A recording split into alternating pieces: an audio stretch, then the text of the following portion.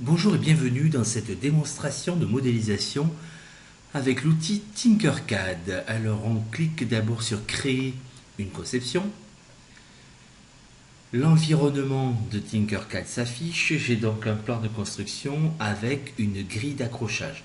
C'est-à-dire que quand je vais déplacer les objets, ils se déplaceront, ici c'est réglé sur 1 mm, donc ils se déplaceront de millimètre en millimètre. J'ai aussi la possibilité d'enlever. Ça veut dire que lorsque je déplacerai les objets, ils ne se déplaceront pas en étant incrémentés de 1 mm à 1 mm.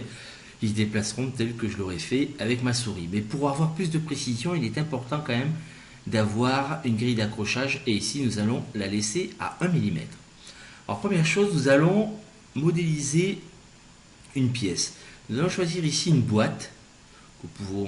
On peut la placer n'importe où sur notre plan de construction. On va réduire ici ce menu déroulant. Avec la souris, lorsque je actionne la molette, je peux zoomer et dézoomer. Lorsque je clique droit, je fais tourner comme ceci ma pièce. Et lorsque je clique sur la molette, eh bien, c'est l'ensemble du plan de construction que je peux faire bouger. Donc je vais faire un zoom sur ma pièce.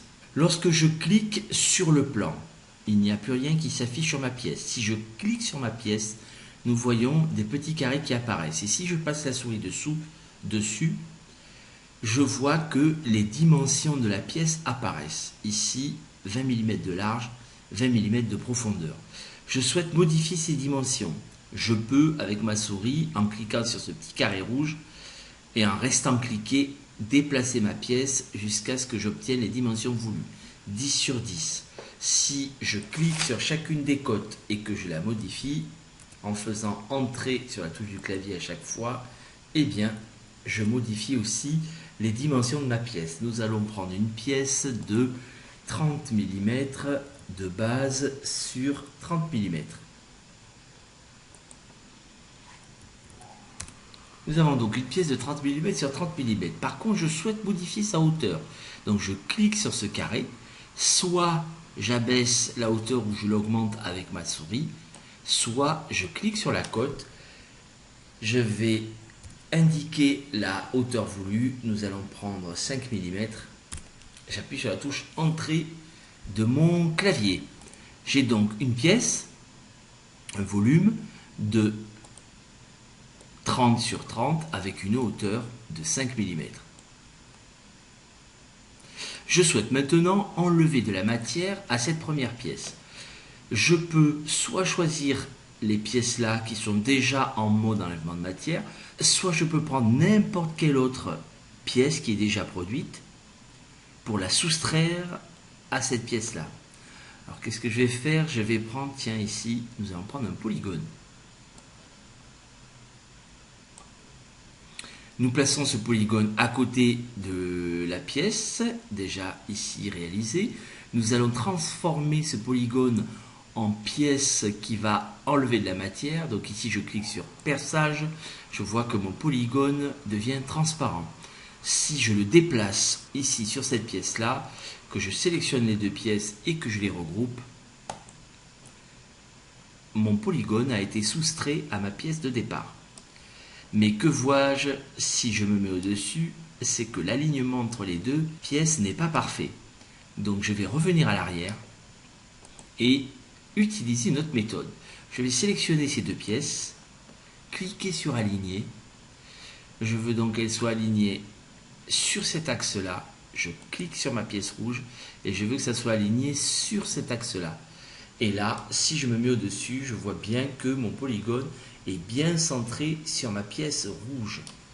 Il me suffit de cliquer sur regrouper et mon polygone a été soustrait à ma pièce de départ. Je vais maintenant ajouter de la matière à notre pièce de départ. Je vais revenir ici pour prendre une boîte.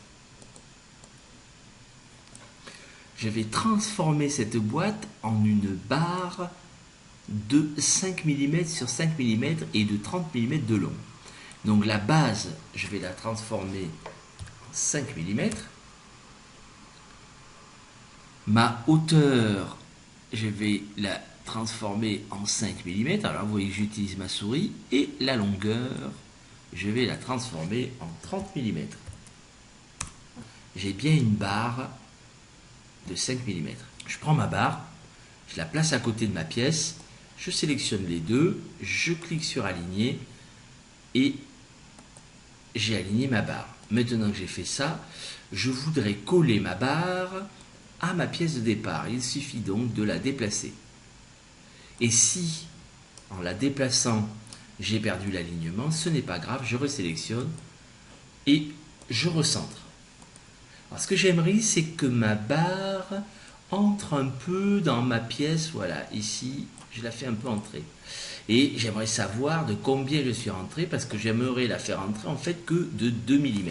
Comme ma grille d'accrochage est réglée sur 1 mm, ça veut dire que chaque petit carré vaut 1 mm. Ici, je vois que j'en ai 3, ce qui veut dire que j'ai un peu trop enfoncé ma barre dans ma pièce de départ. Il va falloir donc que je réduise cet enfoncement, j'attrape ma pièce, je tire un peu dessus et vous voyez que j'ai enlevé 1 mm, je me mets dessous, j'ai bien 2 carrés, ce qui veut dire que j'ai bien ici mes 2 mm. Je vais faire la même chose en mettant une tige ici, mais cylindrique. Je prends un cylindre. Ici, je veux que mon cylindre fasse 5 mm sur 5 mm. Et si je veux pouvoir mettre mon cylindre ici, il va falloir que je le déplace, que je le fasse tourner sur cet axe-là et que je le fasse tourner de 90 degrés pour le mettre à plat. Alors qu'est-ce qui s'est passé? C'est que mon cylindre, en tournant, il est, je vois, au-dessus de la grille. Et donc il suffit que je clique sur ce petit chapeau pointu au-dessus et que j'abaisse mon cylindre jusqu'à ce que je sois à 0. Donc là, je suis bien sur ma grille. Par contre, j'aimerais bien que mon cylindre ici soit d'une longueur de 30 mm. Il me suffit de modifier cette cote, de la mettre à 30. J'appuie sur Entrée sur mon clavier. Je vais venir encastrer cette pièce dans la rouge. Une fois que ma pièce orange est encastrée dans la pièce rouge, eh bien, je vais les aligner. Je sélectionne les deux pièces, la orange et la rouge, je clique sur aligner et je veux aligner sur cet axe-là. Donc ma pièce orange vient de s'aligner sur ma pièce rouge. Je vais donc enlever de la matière sur ma pièce orange. Pour ce faire, je vais reprendre la boîte. Je vais tourner ma boîte de 45 degrés. Je clique ici, j'inscris la valeur 45. Ma boîte s'est tournée de 45 degrés. Je vais réduire la largeur de ma boîte. Voilà. Je transforme ma boîte en enlèvement de matière en cliquant sur perçage. Et je vais venir me positionner ici. Je vais regrouper mes pièces. Je les sélectionne. Je clique sur regrouper. J'ai un enlèvement de matière qui vient d'être fait sur ma pièce.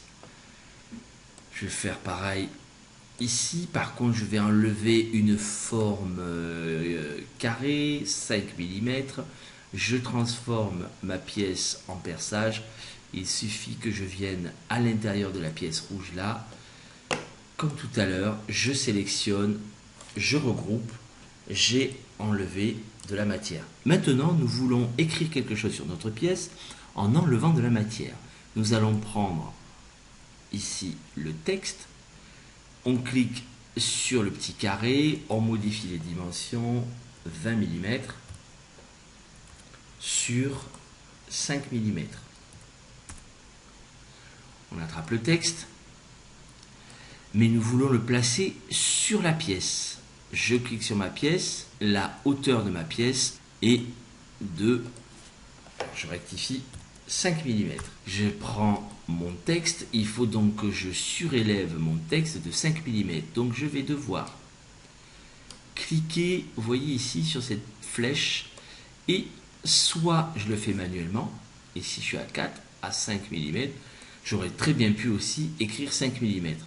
Je prends mon texte, je le positionne ici sur ma pièce, Et maintenant, je vais l'abaisser, par exemple, de 1 mm. Allez, 2 mm. Je transforme mon texte en perçage. Je sélectionne mes deux pièces. Je regroupe. Et j'ai une inscription qui a été gravée par enlèvement de matière ici sur ma pièce. Je voudrais faire la même chose, mais avoir un relief. Je reprends ici texte. Alors on va quand même modifier le texte puisque on ne l'a pas fait tout à l'heure. À la place de texte, on va mettre techno.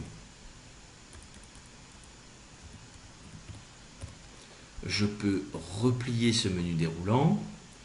Je clique pour avoir les dimensions. On va mettre la même dimension que tout à l'heure, 20 mm. Et ici 5 mm.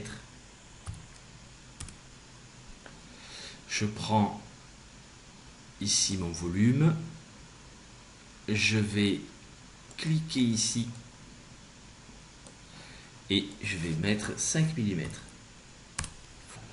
Par contre, mon texte est à une hauteur qui est beaucoup trop importante. Je clique ici pour modifier sa hauteur qui est de 10 mm. Je la transforme en 2 mm. Et pour éviter qu'on confonde alors nos deux pièces, on peut par exemple voilà, changer la couleur et je vais positionner mon texte ici.